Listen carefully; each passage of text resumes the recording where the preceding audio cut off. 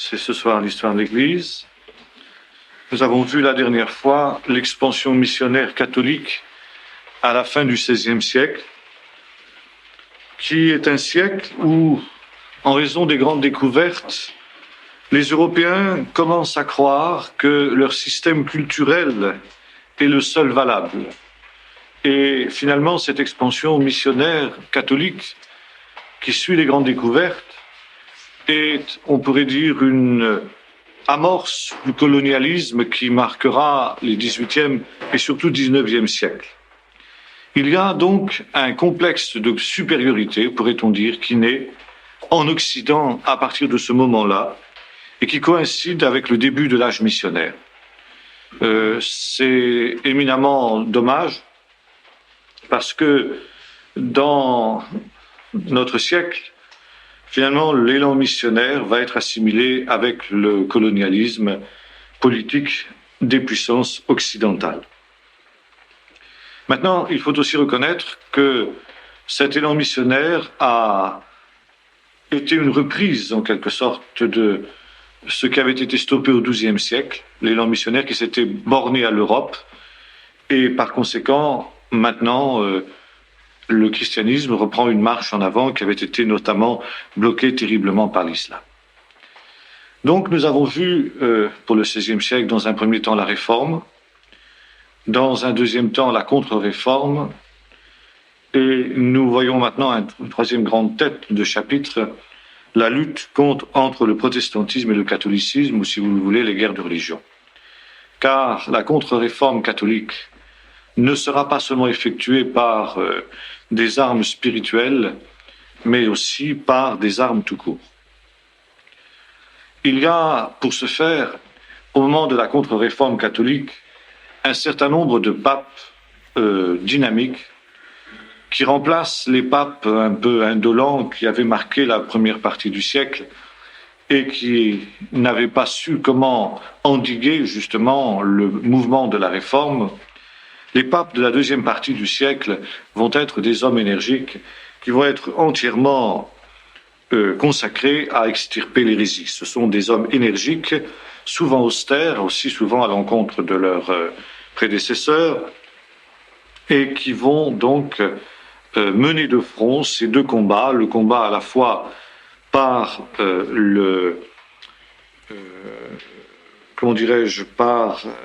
la contre-réforme théologique, et puis ensuite par les armes. Alors voyons quels sont les papes de cette époque. Il faut d'abord citer Paul III, 1534-1549, et surtout Paul IV, qui lui alors sera un homme qui s'efforcera de mettre de l'ordre d'abord dans la maison catholique, et il mettra fin notamment à une coutume qui remonte au Moyen-Âge, que l'on appelle le népotisme. C'est-à-dire que les neveux des papes se voient attribuer des prébendes, des privilèges, des places diverses, n'est-ce pas, tout simplement parce qu'ils sont les neveux du pape, voire parfois carrément des exactions diverses qui sont faites à leur profit. Bien entendu, cette pratique du népotisme a contribué pour une bonne part à discréditer la papauté, et les réformateurs ne se sont pas fait faute de mettre en évidence les neveux des papes qui avaient réussi tout simplement parce qu'ils étaient dans la lignée du pontife. Et Paul IV, donc 1549-1559, sera le premier qui mettra fin à cette coutume en destituant ses neveux. Puis ensuite, il faut citer Paul V, 1559-1565, qui, sous le règne duquel le Concile de Trente va s'achever. Et puis, il faut citer Pie V. Attendez, pardon, c'est Pie IV,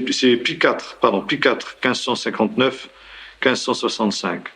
Et puis ensuite Pie V, 1566-1572, qui alors lui conseillera et suggérera à la reine Catherine de Médicis, la régente de France, d'entreprendre le massacre de la Saint-Barthélemy. Et son successeur Grégoire XIII, 1572-1585, frappera une médaille à la gloire de la Saint-Barthélemy. On doit aussi à ce pape Grégoire XIII ce qu'on appelle le calendrier grégorien, c'est-à-dire notre calendrier, qui porte son nom, donc Grégoire, calendrier grégorien. Il faut aussi citer Sixte Quint, ou Sixte V, mais on l'appelle en français en général Sixte Quint, 1585-1590, qui va éditer la version ultime de la Vulgate, la version officielle de l'Église catholique, qui est considérée par le Concile de Trente comme la seule inspirée, donc au-dessus même des originaux, et pour cause, puisque Sixte Quint a édité une édition de la Vulgate qui comprend d'une part les apocryphes, ce que Jérôme n'avait pas fait, d'autre part un certain nombre de traductions tendancieuses qui appuient les dogmes catholiques. Par exemple, dans la salutation de l'ange Gabriel à Marie dans Luc 2, « Je te salue », au lieu de traduire par « Toi qui une grâce a été faite », Sixte Quint traduit par « Gratia plena », pleine de grâce, c'est-à-dire distributrice des grâces, et toute la théologie mariale catholique repose sur cette traduction fausse, n'est-ce pas, que l'on trouve dans la Vulgate de Sixte Quint. Également, n'est-ce pas, toute une partie du dogme marial repose sur une autre traduction tendancieuse du protévangile de la Genèse, n'est-ce pas, dans Genèse 3, verset 19, où le Seigneur dit au serpent « Je mettrai une inimitié entre toi et la femme, entre ta postérité et sa postérité ». Et donc la Vulgate traduit par « Elle t'écrasera la tête », donc la femme t'écrasera la tête. Donc Marie écrase la tête du serpent, et c'est tout aussi une des bases fondamentales du dogme marial. Donc on doit ce chef-d'œuvre de fourberie à Sixte Quint, et jusqu'à aujourd'hui, cette Bible de Sixte Quint, la Vulgate de Sixte Quint, est la version officielle de l'Église catholique romaine. Ça n'a pas changé donc depuis le Concile de Trente. À côté des papes de la contre-réforme, il faut citer un certain nombre de personnalités catholiques qui vont prendre une part très active dans cette contre-réforme. La première qu'il faut citer, c'est Thérèse d'Avila, 1515-1582, qui est une descendante de Marane. C'est très étrange, n'est-ce pas? Son grand-père était rabbin, et donc ses parents avaient été convertis de force au moment de l'Inquisition et de l'abolition et de l'expulsion d'Espagne. Et finalement, comme ça se passe souvent d'ailleurs dans ces cas-là, troisième génération, on devienne plus fanatique encore que ceux qui ont été leurs persécuteurs. Donc Thérèse d'Avila va devenir une personne très pieuse. Bon, il y a des choses certainement... C'est un personnage assez ambigu que Thérèse d'Avila. Très jeune, elle est profondément attirée par les choses de Dieu. On a un peu un tempérament juif là-dedans qui joue aussi. Ça. Et à l'âge de 12 ans, 11-12 ans, elle s'échappe, n'est-ce pas, pour se rendre au couvent avec un camarade qu'elle entraîne aussi dans cette aventure-là. Bon, ses parents la rattrapent bien.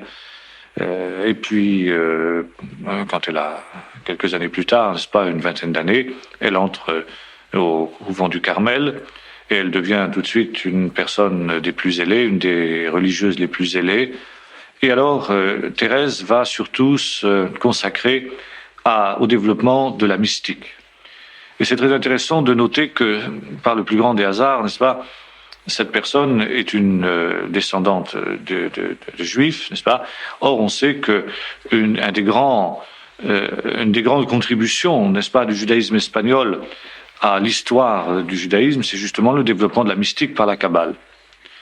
On peut se demander s'il n'y a pas une filiation, même inconsciente, de la part de Thérèse, n'est-ce pas, dont les ancêtres baignaient dans ce milieu kabbalistique, donc dans ce milieu mystique juif, n'est-ce pas, et qui va le transposer sur le plan catholique à partir du moment où sa famille sera convertie au catholicisme.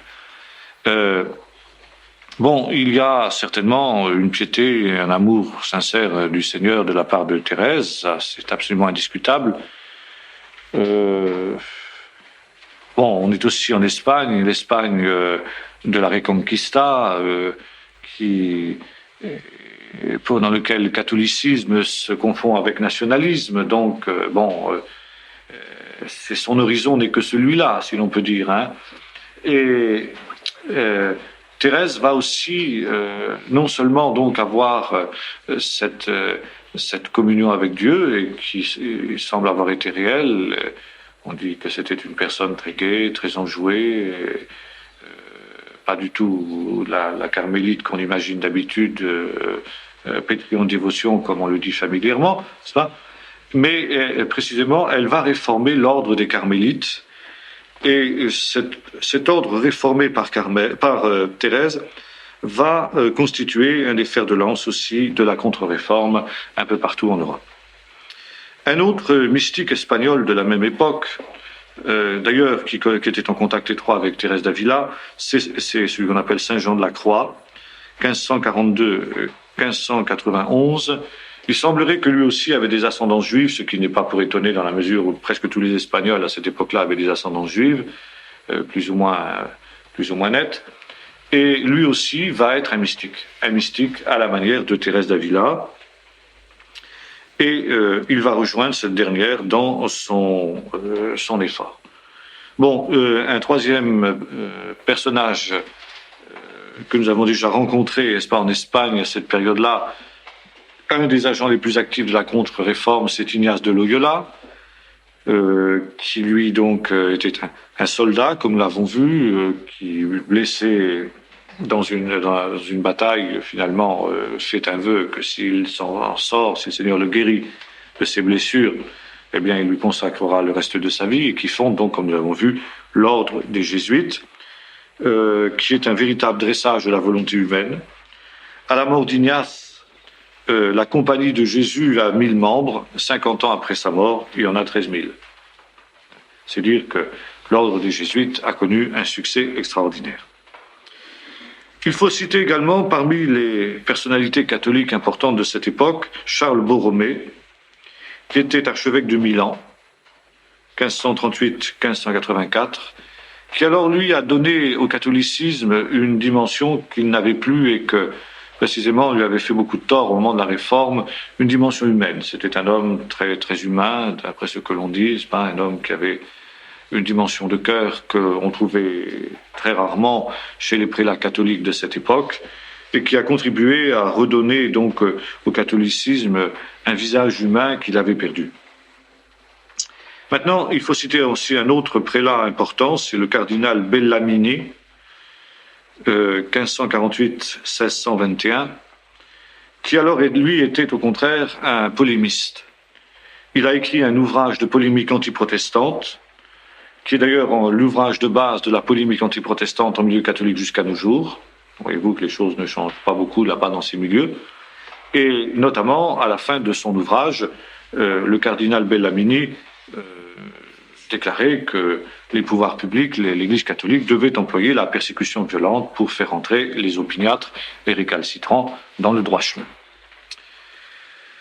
À partir donc de ces données, à la fois, si vous le voulez, des papes énergiques, deuxièmement, des mystiques qui mettaient au service de la contre-réforme leur zèle, si l'on peut dire, et troisièmement, donc, des polémistes comme Charles Borromée ou le cardinal Bellarmine, eh bien, le catholicisme va entreprendre sa contre-offensive. Et là, il y a un plan concerté qui est mis au point à partir du Concile de Trente pour éradiquer l'hérésie. On pense qu'on pourra faire comme on a fait en quelque sorte pour le catharisme au XIIe siècle. Et là, il y a deux stratégies. Là où le catholicisme est en force, il s'agit de faire disparaître l'hérésie par la persécution selon les conseils du cardinal Bellarmine. Là où le protestantisme est solidement établi, il s'agit de le faire disparaître par ruse, en introduisant donc subrepticement les jésuites, sapant les bases donc de la foi protestante, et si les conditions s'y prêtent, par la guerre, n'est-ce pas, susciter des guerres à l'intérieur même du pays, des guerres civiles, n'est-ce pas, pour renverser le protestantisme. Et la fin du siècle, la fin du XVIe siècle, va donc être marquée par des guerres religieuses, les fameuses guerres de religion, qui vont avoir un effet désastreux pour l'avenir du christianisme tant catholique que protestant en Europe, parce que finalement, comme c'est souvent le cas dans de semblables circonstances, les populations tiraillées entre les uns et les autres, voyant des gens qui se réclament du Dieu d'amour s'entre-égorger joyeusement au nom de l'Évangile, eh bien, vont perdre la foi à la fois dans le catholicisme et dans le protestantisme. Et ces guerres de religion vont semer le doute et le germe de l'incroyance que nous allons retrouver 2 siècles plus tard, au fameux siècle des Lumières, au XVIIIe siècle, et finalement qui reste encore dans, si vous voulez, l'inconscient collectif de nos pays, surtout les pays qui ont été le plus marqués par les guerres de religion, et la France a été un de ceux-là, n'est-ce pas? Eh bien, qui va être la base du rationalisme et en quelque sorte de l'agnosticisme qui s'est développé dans nos sociétés à partir justement de ces guerres de religion. 2 pays vont être particulièrement marqués par les guerres de religion, l'Allemagne et la France. En Allemagne, les guerres de religion vont commencer essentiellement par une diffusion très large de littérature antiprotestante. Il y a 2 hommes qui vont consacrer presque toute leur vie à cette polémique antiprotestante en Allemagne. Cajetan, le fameux adversaire de Luther dans les fameux colloques qu'il a eus à Augsbourg ou ailleurs, et puis Jean Eck, n'est-ce pas, qui vont être 2 polémistes. Et maintenant, pour appuyer sa croisade antiprotestante, l'Église catholique va réactiver l'Inquisition. L'Inquisition, elle a été créée, nous l'avons vu, au XIIe siècle pour combattre l'hérésie cathare, avec le succès que l'on a vu. Elle a été introduite en Espagne et au Portugal pour combattre l'hérésie judaïque, comme ils disaient les catholiques, n'est-ce pas? Et aussi avec un succès absolument indiscutable. Et puis maintenant, on se dit qu'on pourrait bien utiliser cette même Inquisition pour combattre l'hérésie protestante. Et alors l'Inquisition va être organisée depuis Rome pour essayer de s'étendre sur la terre entière. Son point de départ de prédilection, c'est la péninsule ibérique, Espagne et Portugal. Et les Espagnols et les Portugais exportent cette géniale invention dans toutes les colonies qu'ils ont conquises, notamment justement l'Amérique latine, qui va être marquée aussi par l'Inquisition, laquelle va se déployer d'ailleurs non seulement contre les protestants là-bas, peu nombreux, mais contre les quelques juifs qui peuvent y avoir trouvé refuge, mais surtout contre les Incas, contre les Indiens. Les Indiens qui sont tentés de revenir à la religion païenne, qui ont été christianisés superficiellement et qui gardent la religion païenne, alors ils tombent entre les mains entre les mains de l'Inquisition. Qu'est-ce que c'est? Ah bon. Donc tombent entre les mains de l'Inquisition et là il va y avoir des massacres épouvantables, n'est-ce pas? Au nom de la religion, des millions d'Indiens vont être supprimés. C'est une manière évidemment très particulière de les évangéliser.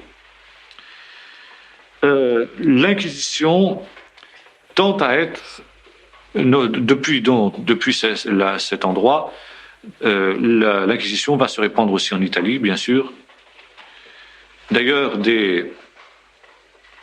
les promoteurs de cette Inquisition vont être invités à Rome, ayant fait leurs preuves en Espagne et au Portugal. On va leur demander de faire la même chose ailleurs, en Italie, en Sicile, et de là, l'Inquisition entend s'étendre comme un véritable réseau universel sur la terre entière. Une espèce de Big Brother avant la lettre, n'est-ce pas, qui est un système centralisé où tous les renseignements, n'est-ce pas, chaque individu est fiché, chaque suspect. S'il y avait eu les ordinateurs à cette époque-là, on a peine à imaginer l'horreur qu'aurait pu être l'Inquisition, déjà quand on voit l'horreur qu'elle était avec les moyens dont elle disposait à cette époque-là. Fort heureusement, un certain nombre de monarques européens vont s'opposer à l'installation de l'Inquisition sur leur territoire, non pas du tout parce qu'ils ont des scrupules de conscience ou bien des sentiments humanitaires, mais tout simplement parce que l'Inquisition est un pouvoir qui leur échapperait. Et comme on s'achemine maintenant vers un absolutisme royal de plus en plus poussé dans les grands États centralisés, le roi d'Angleterre, bien entendu, lui, est hors du coup, puisque donc il est passé à la réforme avec armes et bagages, et même les rois d'Angleterre qui reviendront au catholicisme ne voudront jamais entendre parler de l'Inquisition. Mais le roi de France également s'opposera à l'installation de l'Inquisition dans ces États. Maintenant, il y a un autre problème qui naît à cette époque-là, c'est le problème des musulmans. Les musulmans connaissent une nouvelle vague d'expansion grâce à la conversion à l'islam des Turcs ottomans. Les Turcs ottomans, qui nous l'avons vu au milieu du XVe siècle, s'emparent de Constantinople, mettent fin à l'Empire byzantin, conquièrent un certain nombre de positions au cœur de l'Europe même, c'est-à-dire dans la péninsule des Balkans, essentiellement la Grèce, la péninsule des Balkans, et finalement se dirigent en direction de l'Ouest pour être finalement stoppés, nous l'avons vu, sous les murailles de la ville de Vienne, au cœur même de l'Europe. Et puis, il y a un autre danger qui naît plus au sud, c'est que les musulmans envisagent également une reconquête de l'Espagne. Et pour cela, ils établissent des flottes qui ravagent les rivages du sud de l'Europe. Les enfants sont enlevés sur le long des côtes, emmenés comme esclaves. Les plus vigoureux sont islamisés de force, puis enrôlés dans les armées islamiques où ils forment la garde prétorienne du sultan, les fameux janissaires, n'est-ce pas? Plus fanatiques encore que les musulmans, qui sont tous des enfants de chrétiens enlevés à leurs parents. Et soudain, ces immenses flottes barbaresques qui écument la Méditerranée, on se rend compte qu'elles sont prêtes à envisager un débarquement sur les côtes de l'Espagne pour entreprendre une reconquête à l'envers de l'Espagne. Et là, donc, intervient un miracle entre guillemets, la fameuse bataille de l'Épande en 1572, où l'infant d'Espagne, grand amiral de la flotte espagnole, remporte une victoire navale décisive qui met fin, qui bloque pour des siècles l'expansion musulmane en direction de l'Ouest. Ce faisant, l'Espagne, et on peut dire tout le sud de l'Europe, peut-être l'Europe tout entière, est sauvée de l'invasion musulmane, ce qui permet donc le renforcement de l'Inquisition dans ce pays qui va frapper maintenant ce qu'on appelle les moresques, les moriscos en espagnol, c'est-à-dire ceux qui sont restés, les descendants de musulmans qui sont restés en Espagne et qui continuent à pratiquer la religion islamique. Donc on va s'en prendre à eux par l'Inquisition, comme on l'a fait aux Juifs, avec néanmoins une différence, c'est qu'on ne pourra pas aller aussi loin dans la répression de ces gens-là, parce que les puissances musulmanes pourraient exercer des représailles sur les chrétiens qui habitent dans le pays musulman. Donc on a plutôt tendance à les expulser discrètement par petits paquets, n'est-ce pas, en direction de l'Afrique du Nord, où ils vont donc rejoindre leurs frères là-bas, avec donc beaucoup plus de chances que les Juifs. Maintenant, l'Inquisition, sous la direction de Torquemada, va réussir à fermer totalement l'Espagne au protestantisme. Et le successeur de Torquemada, qui est le cardinal Carafa, va introduire sur l'ordre de Pie IV l'Inquisition en Italie, avec les tortures raffinées qui l'accompagnent. Et à la suite de cette réussite brillante, les cardinaux sont nommés par le pape inquisiteurs généraux partout où ils se trouvent. C'est eux qui ont la responsabilité de l'Inquisition. Et, chose extraordinaire, n'est-ce pas, lorsque quelqu'un a été condamné par l'Inquisition, il n'y a pas d'appel possible. Seul le pape a la possibilité de pardonner. C'est très évangélique, n'est-ce pas? La sentence doit être exécutée, quelle qu'elle soit, si le pape n'intervient pas. Le pape Paul III, par exemple, était un homme qui haïssait la réforme de toutes les fibres de son être. Et pour lui, lorsque la foi était en question, c'est-à-dire la foi véritable, la foi catholique, plus rien ne comptait. On pouvait employer tous les moyens, les plus barbares, les supplices les plus raffinés. Rien n'était trop horrible pour ramener les hérétiques dans la voie droite.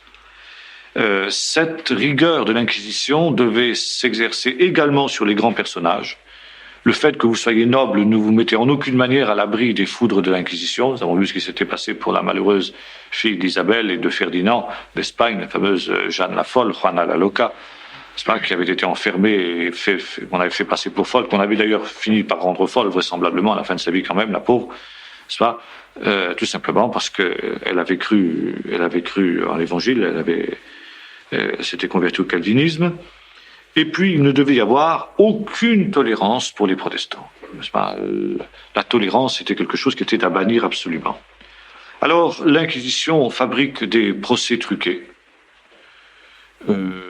Quand quelqu'un est suspecté, mieux vaut massacrer un innocent que de laisser passer un coupable éventuel. Donc, si vous êtes suspecté, vous êtes coupable, quoi. Et même si vous avez des présomptions d'innocence, s'il y a la moindre suspicion de culpabilité, eh bien, vous y passez, tant pis, quoi. Tant pis. Il faut pas laisser la moindre racine qui puisse ensuite avoir des résurgences, quoi.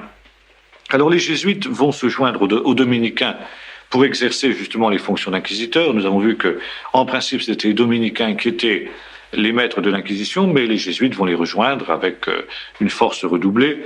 Et alors on peut dire que cet ensemble de mesures, n'est-ce pas, va avoir à la fin du siècle, au début du siècle suivant, des résultats impressionnants. Ça c'est sûr que, question de ça, le coup d'arrêt à la réforme va être terrible. Mais les moyens l'ont été aussi. Bon, le cardinal Carafa va devenir ensuite pape. Et d'ailleurs, c'est un des papes avec lequel se heurtera la fameuse Doña Gracia Méndez, cette juive qui avait réussi à être à la tête d'une des plus grandes fortunes du monde d'alors et qui réussira à placer sous l'embargo, tous les états du pape et fera plier le cardinal, le pape l'obligeant donc à cesser de persécuter les juifs pendant quelques années, et ça reprendra après, mais enfin quand même, c'est un bel exploit, n'est-ce pas, pour cette femme, d'avoir réussi à faire plier le pape avec toute sa hargne et toute sa haine et tout son extraordinaire tribunal de l'Inquisition. Alors, les résultats les plus significatifs de l'Inquisition sont atteints en Espagne, au Portugal, en Italie, où là aussi, où la réforme va être pratiquement éliminée, en Corse et en Sardaigne. Là, les résultats font qu'il ne reste pratiquement plus un seul protestant à la fin du siècle. Ailleurs, les résultats sont un petit peu moindres dans la mesure où, précisément, l'Inquisition n'aura pas la même liberté de se manifester. Maintenant, un autre phénomène qui marque la fin du siècle, c'est l'apparition d'églises catholiques nationales. Ça, c'est la conséquence des guerres de religion et de la contre-réforme. Les églises catholiques vont être de plus en plus marquées par les souverains qui les utilisent, n'est-ce pas ? Car finalement, le tribunal d'inquisition, nous l'avons vu, ne peut s'établir sur le territoire d'un État sans l'accord du souverain. Les guerres antireligieuses et les persécutions antireligieuses sont aussi à la discrétion des princes, même si les papes appellent à la persécution. Il y a certains souverains qui font la sourde oreille et qui se gardent bien d'inquiéter trop leurs sujets protestants. Bon, d'autres, au contraire, entrent dans un zèle fanatique. Ça dépend beaucoup du souverain en place, quoi. C'est aussi à cette époque que naît une autre arme de combat, c'est l'art baroque. L'art de la contre-réforme, qui poursuit celui de la Renaissance, et qui est une espèce de foisonnement, comment dirais-je, réalité, tant dans la musique que dans les arts plastiques, par exemple les cathédrales ou bien les choses comme cela, et qui est destiné à frapper les sens.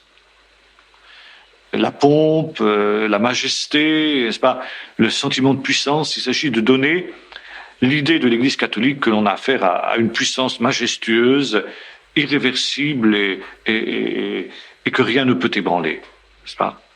Et de fait, au siècle suivant, au XVIIe siècle, l'Église catholique, en accentuant justement cet aspect des choses, réussira à ramener un certain nombre de protestants, y compris de pasteurs, qui seront impressionnés par la pompe romaine, par la majesté des cérémonies, par la beauté de la musique, la beauté des cathédrales. Alors, c'est particulièrement sensible, évidemment, dans les pays où le catholicisme est le plus implanté, c'est-à-dire le sud de l'Europe, les pays latins, l'Italie, l'Espagne, un peu la France, un peu moins la France quand même, nettement moins, surtout l'Italie et l'Espagne, quoi, hein. Alors, évidemment, ensuite, il y a une dégénérescence de l'art baroque, qu'on appelle l'art rococo, qui est un art, cette fois-ci, de très mauvais goût, n'est-ce pas? Mais qui obéit au même besoin, n'est-ce pas, de flatter les sens et donner l'impression de la présence de Dieu par quelque chose qui n'est pas spirituel du tout, mais qui est uniquement psychique. Très intéressant d'ailleurs d'étudier, ce serait très intéressant d'étudier cet art baroque comme un moyen justement humain de puissance, de substitut de la présence de Dieu, un petit peu identique à celui qu'on retrouve aujourd'hui, pardon, avec tous les soi-disant arts, rock'n'roll, théâtre, mime, choses semblables, n'est-ce pas, qui se développent aujourd'hui dans les églises. Ça répond finalement aux mêmes besoins, n'est-ce pas, l'impression d'être pris à la gorge. Il faut faire quelque chose, quoi. Il faut faire quelque chose. Et comme on est dépassé sur le plan de la piété, de la foi par une réforme qui elle, a pour elle le fait d'être basée sur une beaucoup plus grande sincérité. Bon, bah alors là, on essaie de contrer ça sur un terrain où la réforme ne peut pas suivre, puisque la réforme n'a pas les moyens de se construire des cathédrales superbes comme les cathédrales Chartres c'est un petit peu avant, mais enfin, par exemple, si je prends les grandes cathédrales d'Espagne, les cathédrales de Tolède, de Burgos ou de Séville, la cathédrale Saint-Pierre à Rome, qui est aussi donc un pur produit de l'art baroque, de la contre-réforme. Les grandes cathédrales de Milan et d'ailleurs, n'est-ce pas? La réforme ne peut pas suivre sur ce terrain-là, c'est évident, quoi, hein. Alors, automatiquement, là, il y a ce symbole de la puissance de l'Église qui est là pour impressionner le peuple, quoi. Empêcher ceux qui sont dans l'Église catholique d'en sortir et, si possible, ramener ceux qui en sont sortis. Ensuite, il y a un autre pas qui est fait, c'est l'apparition d'un certain nombre de missionnaires internes. Non seulement il y a les missions extérieures, mais il y a les missions internes. On essaye de ramener en quelque sorte les brebis égarées en leur prêchant la bonne parole. Parmi ceux qui vont être les plus acharnés à ce genre de choses, il faut citer François de Sales. Et puis aussi, donc, un certain nombre de souverains européens vont développer ce genre de choses et vont prendre en main, eux, comme une cause nationale, le retour des brebis égarées dans le bercail romain. Ils le font par zèle catholique pour un certain nombre d'entre eux, mais pas seulement un zèle catholique, aussi par le désir de puissance, l'absolutisme. L'absolutisme donc des souverains européens est quelque chose qui commence à apparaître à partir de cette époque-là. Il y a une espèce de retour au césaropapisme de Charlemagne et des Carolingiens, n'est-ce pas, qui avaient suivi la conversion des barbares au christianisme, au Moyen-Âge. Et là, il s'agit en quelque sorte de ne pas permettre qu'il y ait dans le royaume d'éléments hétérogènes. Et il faut que le royaume soit centralisé, il faut que le royaume soit particulièrement uni. Et pour cela, eh bien, il faut qu'il y ait une seule religion. Une autre religion serait considérée comme un facteur qui briserait l'unité de la nation. Surtout que le protestantisme, justement, est à son origine démocratique, tandis que le catholicisme est autocratique. Par conséquent, tolérer le protestantisme, c'est tolérer pour l'avenir des germes de démocratie qui remettraient en question à terme le pouvoir royal. D'ailleurs, c'est très intéressant de voir que les souverains qui ont fait cette analyse-là ont vu juste. Les rois de France en particulier, et plus particulièrement Louis XIV au siècle suivant, Louis XIV s'opposera aux protestants essentiellement pour cette raison-là, Louis XIII avant lui, avec Richelieu. Et effectivement, le fait que les rois de France n'aient pas réussi à éliminer la minorité protestante fera que, à terme, la monarchie française sera condamnée. Et la révolution de 89 devra beaucoup aux protestants. Beaucoup de protestants militeront dans les mouvements révolutionnaires, tel le pasteur Rabot de Saint-Étienne, par exemple, qui seront à la tête qui sera un des membres pas de la Convention, mais de la Constituante en tout cas. Donc là, il y a un danger potentiel que les souverains européens ont bien noté. Alors, parmi les États qui vont s'orienter dans cette direction, il y a la France, mais surtout l'Espagne. L'Espagne qui connaît son heure de gloire, après donc la mort de Charles Quint, auquel succède un de ses fils, Philippe II. Philippe II qui alors lui est un homme particulier, très dévot, très superstitieux. Vraiment, si vous voulez, le plus pur représentant de ce que l'Espagne peut avoir de plus mauvais dans ce domaine. Donc superstitieux, fanatique, étroit, borné, cruel, autoritaire et extrêmement ambitieux. Alors, Philippe II continue évidemment à appuyer à fond l'Inquisition, mais qu'il détourne à son profit. Et par exemple, quand un prévenu est condamné, 50-50, la moitié de ses biens vont à l'Inquisition et l'autre moitié va à la couronne. Alors on a intérêt évidemment à traquer le maximum de suspects aussi par ce moyen-là, parce qu'en même temps on se remplit les poches. D'ailleurs, l'Inquisition se construit des superbes palais, n'est-ce pas, la Casa Sancta, la Sainte Maison, ça s'appelle, l'endroit où on torture les gens, n'est-ce pas, ça s'appelle la Sainte Maison. C'est souvent des palais formidables à partir de Philippe II, parce que l'Inquisition s'enrichit forcément. Mais elle appauvrit l'Espagne, parce que, en attendant, c'est certain que c'est de l'argent qui circule plus après, quoi, qui est immobilisé dans de la pierre et des choses comme ça. Et puis finalement, la richesse de l'Espagne qui vient des Amériques va finalement s'effriter. Bon, ça c'est un autre chapitre.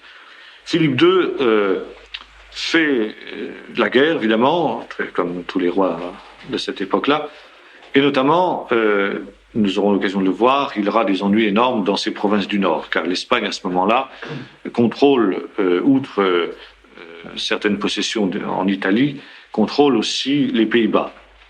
C'est-à-dire à la fois la Hollande et la Belgique actuelle, et une partie du nord de la France sont espagnols. Ce qu'on appelle les Pays-Bas espagnols. Et là, hélas, pour lui, le protestantisme est très imbriqué. Il y a nous avons vu ça, n'est-ce pas? Le protestantisme a gagné les Pays-Bas de manière très importante, du moins le nord des Pays-Bas.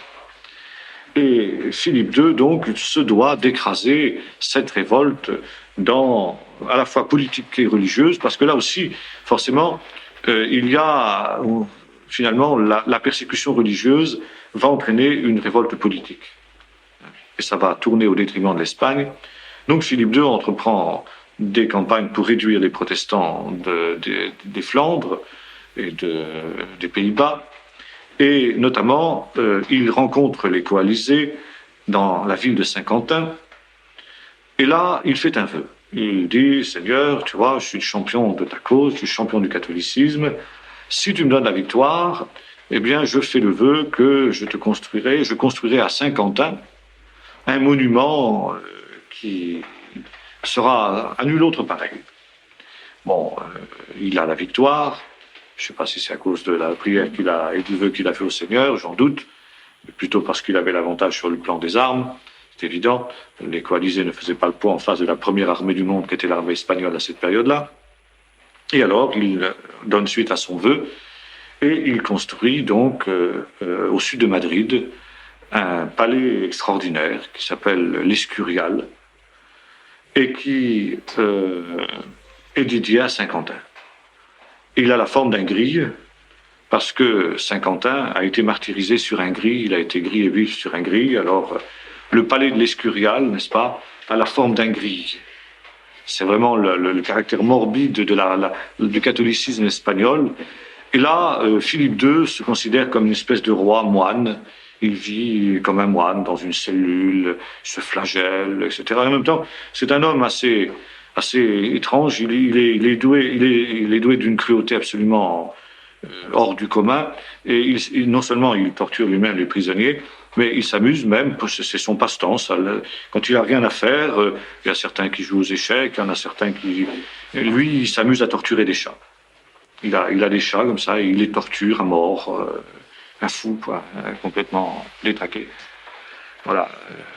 Alors vous comprenez bien qu'à cette époque-là, l'Inquisition, elle fleurit et embellit, quoi. Alors là, les excès de l'Inquisition espagnole, bon, ça remplirait des pages et des pages, n'est-ce pas, de nobles qui sont torturés dans des conditions épouvantables,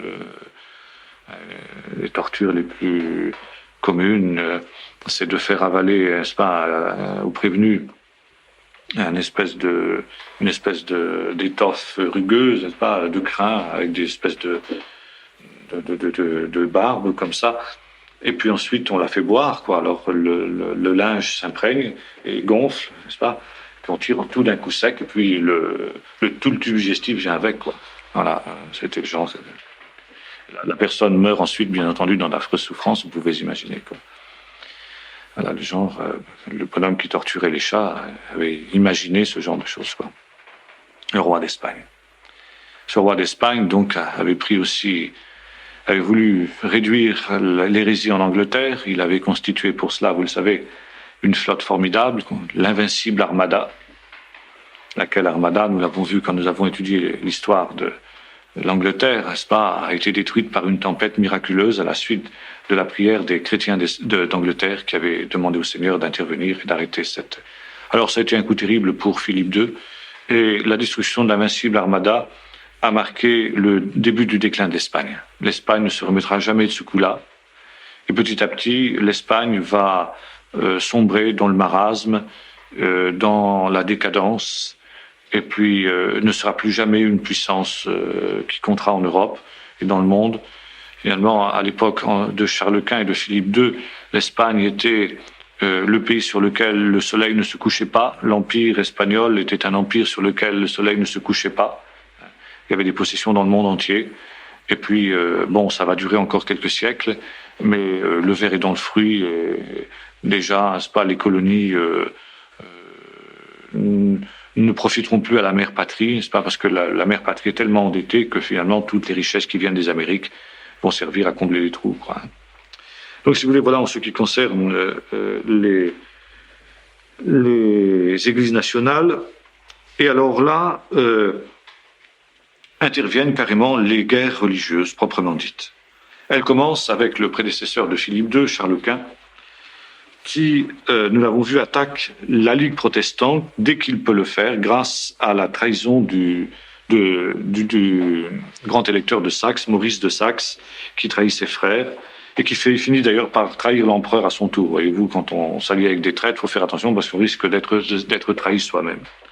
Bon, c'est à la fin de cette première guerre religieuse qu'intervient la paix d'Augsbourg en 1555. Nous avons vu cela, je rappelle simplement ça pour mémoire, qui se termine par ce compromis, n'est-ce pas, cuius regio, cuius religio, c'est-à-dire que on admet en Europe, il y a un nouvel ordre qui naît à la suite de cette paix d'Augsbourg. Les États qui ont des princes protestants feront obligation à tous leurs sujets d'être protestants. Ceux qui veulent pas rester protestants, ceux qui veulent rester catholiques plutôt, devront quitter les États et se réfugier dans un pays catholique. Même chose dans les pays catholiques. Là où le prince est catholique, les sujets devront obligatoirement être catholiques. Ceux qui veulent être protestants devront s'expatrier pour aller dans un pays protestant. Ça a été, si vous voulez, le consensus qui a été mis là et qui, en principe, a joué jusqu'à la Révolution française, si vous voulez. Jusqu'à la Révolution, européenne, si vous voulez, qui a commencé en France au XVIIIe siècle. Bon, ensuite, en tout cas, ce qui est dramatique, c'est que à la paix d'Augsbourg, l'essor protestant est stoppé. Si, en effet, vous comprenez bien, les États catholiques, les États dont le prince est catholique, doivent automatiquement être catholiques, plus personne dans ces États-là n'ose se tourner vers le protestantisme, parce qu'il faudra qu'ils partent. Donc, si vous voulez, c'est en principe, les princes protestants considèrent que c'est une victoire parce que, ils sont arrivés à un statu quo, mais en fait, c'est une défaite pour le protestantisme parce qu'il n'y a plus d'évangélisation possible. Ça interdit toute évangélisation, tout prosélytisme. C'est intéressant de voir que on revient un petit peu à ça aujourd'hui, hein, cette espèce de consensus d'Augsbourg, là, on est en train de le retrouver aujourd'hui. Les religions, la religion mentionnée sur les cartes d'identité en Grèce, on veut faire ça ailleurs maintenant. Le pape appelle plus de prosélytisme, chacun reste ce qu'il est. À quand des lois qui interdiront aux gens de passer d'une religion à l'autre, interdiront de se convertir? On y va. Donc on retrouve un petit peu ce même processus. Alors ensuite, pendant que les protestants acceptent de se limiter, de stopper leur évangélisation, si vous voulez, les catholiques, eux, ça joue pas pour eux, vous comprenez. Ils repartent à la conquête. Ils repartent à la conquête secrètement par les jésuites qui s'infiltrent. Et c'est ainsi que, par exemple, les jésuites ramènent deux pays qui étaient en train de basculer à la réforme dans le giron de l'Église catholique. Premièrement, l'Autriche, qui va devenir un des pays les plus fanatiquement catholiques qui soit jusqu'à nos jours, n'est-ce pas, grâce au travail de sabre des jésuites. Et puis, les jésuites vont tenter de faire la même chose en Hongrie. Mais là, pas de chance, là, ils se heurtent à un échec total. Leurs plans vont être déjoués et les jésuites démasqués, et ils vont être finalement expulsés de Hongrie. Bon, dans la péninsule ibérique, il y a un autre événement.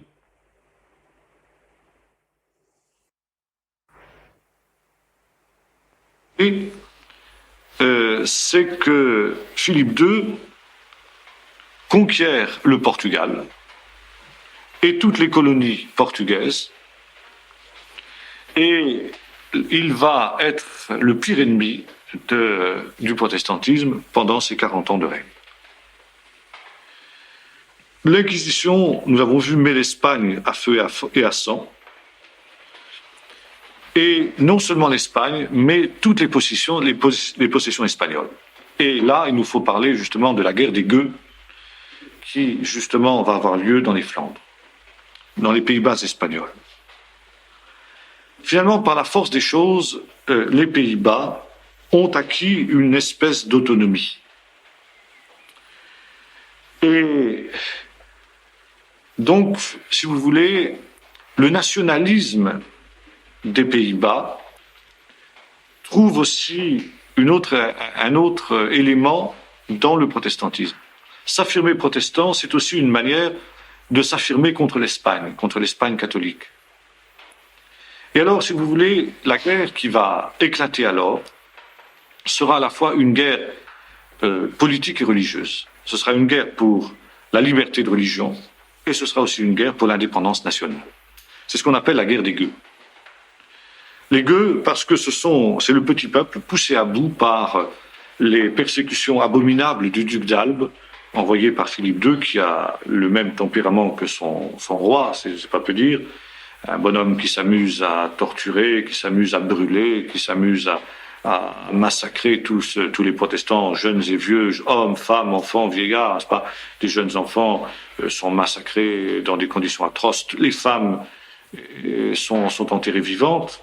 Pas, et le duc d'Albe s'amuse avec beaucoup de plaisir à voir, n'est-ce pas, les mottes de terre qui remuent, n'est-ce pas, quand on enterre les malheureuses, et puis qui de moins en moins, et puis quand ça bouge plus, ils chantent le Salve Regina, n'est-ce pas, c'est que encore quelques ennemis qui ont disparu, quoi, pour la plus grande gloire de Dieu. Bon, alors ça va bien un petit temps, mais vient un temps où le peuple des Pays-Bas se révolte. Alors ils prennent les faux, ils prennent les fourches, et puis ils coursuent aux Espagnols. Or, la guerre des gueux, contrairement à ce que l'on pourrait croire, justement, si elle commence par les petites gens, va ensuite gagner la noblesse des Pays-Bas, qui va encadrer le mouvement. Car il est certain que s'il n'y avait pas eu cet encadrement des nobles, la guerre des gueux aurait certainement tourné court. Alors, dans un premier temps, l'Espagne réagit par une répression extrêmement sanglante, qui va provoquer des dizaines de milliers de morts. Ça, c'est une des pages les plus abominables de ces guerres de religion. C'est À côté de ça, n'est-ce pas, les guerres de religion de France, la Saint-Barthélemy, c'est un symbole. Hein. Mais il est certain que il y a eu davantage de protestants massacrés dans les Flandres que pendant la Saint-Barthélemy. La Saint-Barthélemy, ça a été horrible, n'est-ce pas? Mais la guerre des Flandres l'a été bien davantage encore. Alors, un des grands capitaines qui va mener cette guerre des gueux, c'est Guillaume, prince d'Orange, que l'on appelle donc le taciturne, que ces soldats appelaient le taiseux, n'est-ce pas, pour les raisons que je vais vous expliquer dans un instant. Guillaume d'Orange était donc un noble hollandais qui épouse une des filles de l'amiral Coligny, donc chef du parti protestant français. Parce que son père, qu'on appelle Guillaume le Vieux, pour le distinguer de lui, donc Guillaume d'Orange, s'était converti en lisant Luther et avait fait un appel à la noblesse après sa conversion pour qu'elle se convertisse. Bon, à cette époque-là, les Pays-Bas sont espagnols, il n'y a pas de problème, et il n'est pas du tout question de se révolter contre l'Espagne à ce moment-là. On pense que, bon, la religion est une chose, la nation est une autre, bien on fait corps avec l'Espagne, dans l'ancien système féodal, il n'y a aucune raison de le remettre en cause. Et c'est ainsi qu'à l'âge de 11 ans, le jeune Guillaume entre au service du roi Charles Quint, de l'empereur Charles Quint. Et c'est alors qu'il va se heurter à son propre beau-père. À l'âge de 22 ans, il remporte une victoire contre les Français dans les rangs des armées espagnoles. Il commande les armées espagnoles. Il a alors 22 ans et en face de lui se trouve son beau-père Coligny. Mais il est protestant, Coligny est protestant, mais il se bat pour son pays et il n'hésite pas, à se battre contre son propre beau-père. En récompense, n'est-ce pas, de ce brillant exploit, il est nommé par Philippe II, donc qui a succédé à Charles Quint, statoudeur de Hollande et de Zélande, qui sont deux provinces de la Flandre, des Flandres espagnoles. Statoudeur, c'est-à-dire en flamand, ça veut dire le gouverneur, n'est-ce pas, statoudeur de Hollande et de Zélande.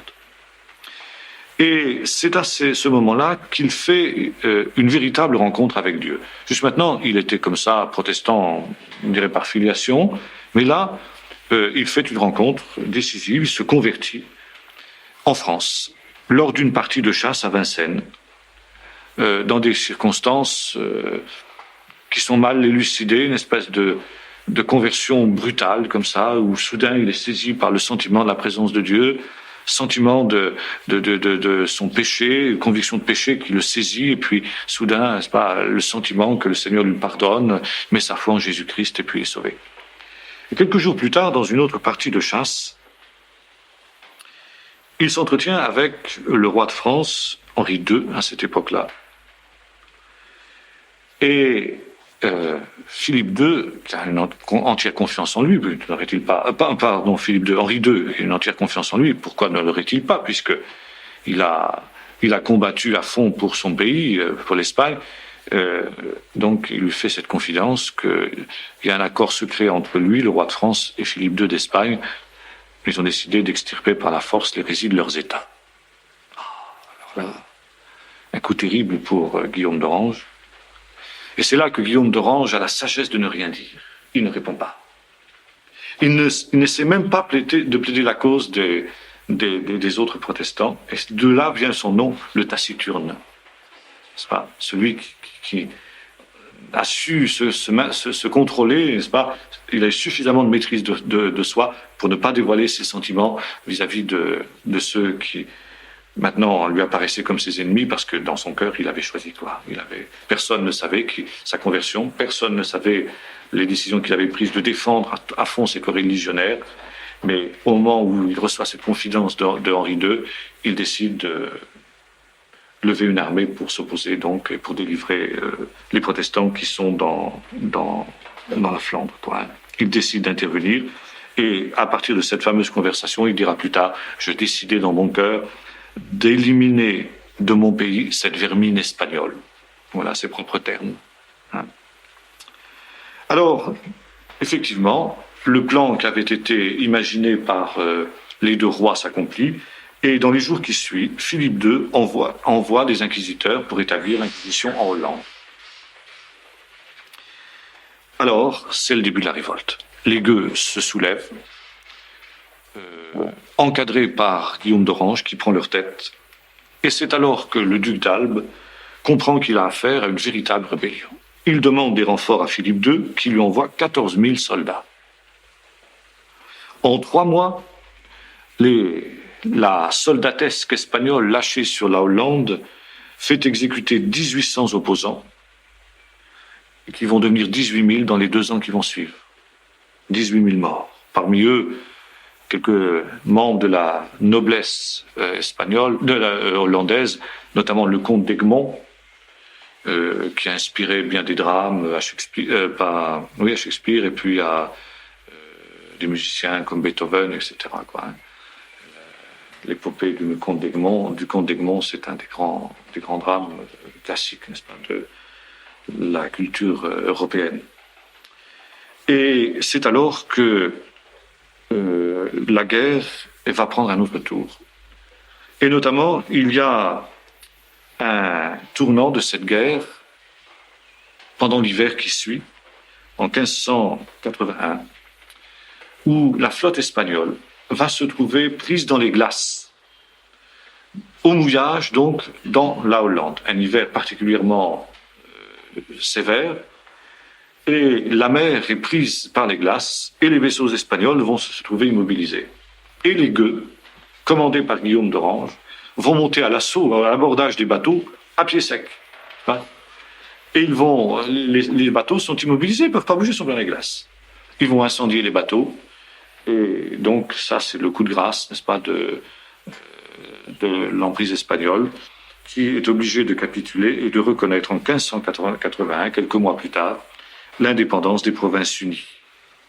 Par contre, le sud des Flandres, c'est-à-dire ce qui est aujourd'hui la Belgique, reste espagnol, reste catholique, donc espagnol. Et Guillaume d'Orange et ses gueux, malgré tout leur courage, leur bravoure, ne parviendront pas à libérer le sud des Flandres. Dans cette deuxième partie de la guerre, qui commence à partir de 1581, des exactions nombreuses vont avoir lieu dans le sud des Flandres, c'est-à-dire la Belgique actuelle et le nord de la France, et notamment les anabaptistes vont en faire les frais.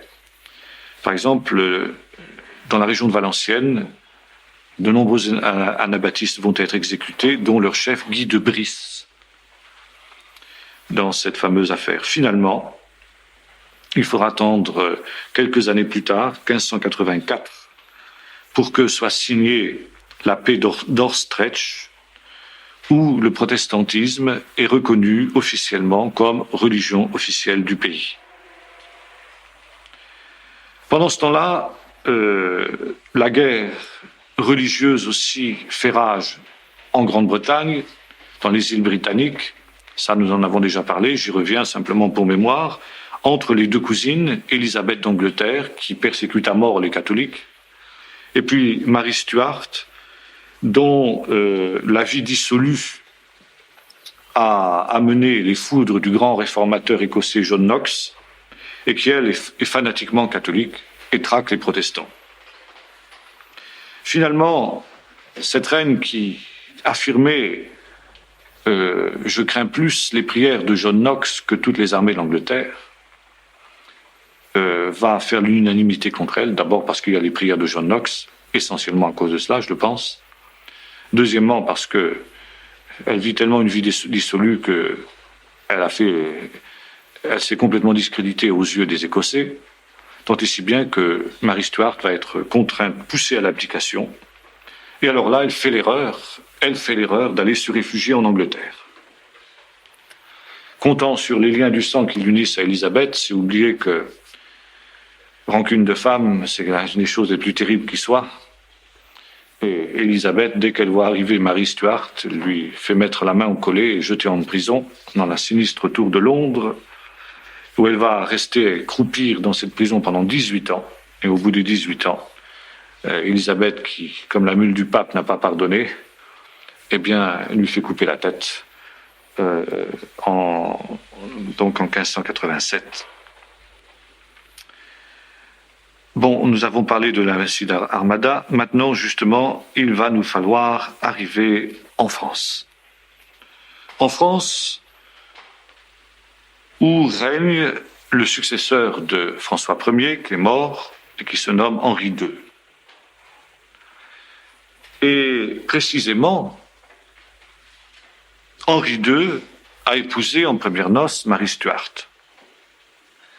Et ainsi, il s'est uni à la grande famille des Guise, qui sont les chefs du Parti catholique en France. Mais Henri II essaye de maintenir la balance à peu près égale entre les catholiques et les protestants, car une grande partie de la noblesse française est acquise au protestantisme. Or, justement, Henri II subit la pression des Guises, qui ont l'appui des Espagnols, justement, et qui ont créé la Sainte Ligue pour lutter contre le protestantisme. C'est pourquoi vous avez constamment des villages qui portent ce nom, n'est-ce pas? La Sainte Ligue, etc. Il y a plein de villages en France, un peu partout, qui portent ce nom. C'est souvenir de ces guerres de religion. Et les Guises exigent du roi qu'il réprime l'hérésie. Bien que catholique lui-même, Henri II refuse de céder à cette pression-là pour des raisons peut-être un peu humanitaires, mais surtout pour des raisons politiques, parce qu'il craint l'Espagne. L'Espagne est la grande puissance, la puissance montante. Or, l'Espagne est à la fois au sud de la France, bien sûr, mais aussi au nord, par l'intermédiaire des Pays-Bas. Et on n'est pas très loin de la capitale, n'est-ce pas, depuis Valenciennes. On est à 100 et quelques kilomètres de Paris. C'est dire que le danger espagnol est omniprésent. Donc, céder aux Guises, c'est risquer de voir la France prise en étau par l'Espagne. Et pour des raisons politiques, le roi de France s'appuie sur le parti protestant, donc sur l'Angleterre, pour faire pendant aux ambitions espagnoles. Et puis là intervient vraiment l'élément qui va faire que tout, en l'espace de quelques instants, tout bascule. La fameuse conjuration d'Amboise. Où donc des nobles protestants, nous l'avons vu, ou on ne sait pas trop qui en fin de compte, placardent sur la porte de la chambre du roi des attaques d'une violence inouïe contre la messe. Et le roi découvre ça à son lever. Là, c'en est trop. Le roi est obligé. Il est obligé, là, de sévir contre le protestantisme, parce que la pression du parti catholique devient trop forte, et qu'il a là des armes qui lui ont été données. Le protestantisme a vraiment coupé des bâtons pour se faire battre. Et ça va être le drame de la France. Le drame de la France qui va avoir des conséquences jusqu'à nos jours, n'est-ce pas? Ce drame d'Amboise, n'est-ce pas, qui est dû à la bêtise de quelques illustres inconnus, qui n'ont pas réfléchi, quoi, et qui vont avoir des conséquences terribles, comme le dit le livre des Proverbes, ou le livre d'Ecclésiaste plutôt, un seul pécheur suffit pour amener de grands malheurs, quelque chose comme ça. Hein. Et ça, c'est exactement ce qui va se passer là. Alors cette conjuration a aussi pour but d'enlever le roi, de le placer sous la tutelle des princes protestants. Alors évidemment, c'est l'échec total. Henri II meurt quelque temps plus tard. Lui succède son fils François II, 1559 à 1560. Puis Charles IX, 1560 à 1574, qui est un jeune, et trop jeune encore pour avoir la responsabilité de la France. Et donc, c'est sa mère, Catherine de Médicis, qui va devenir régente pendant la minorité du roi Charles IX. Et c'est sous la régence de Marie de Médicis que Catherine de Médicis, que les choses vont se dégrader et que l'on va aller vers le drame de la Saint-Barthélemy dont nous parlerons la prochaine fois.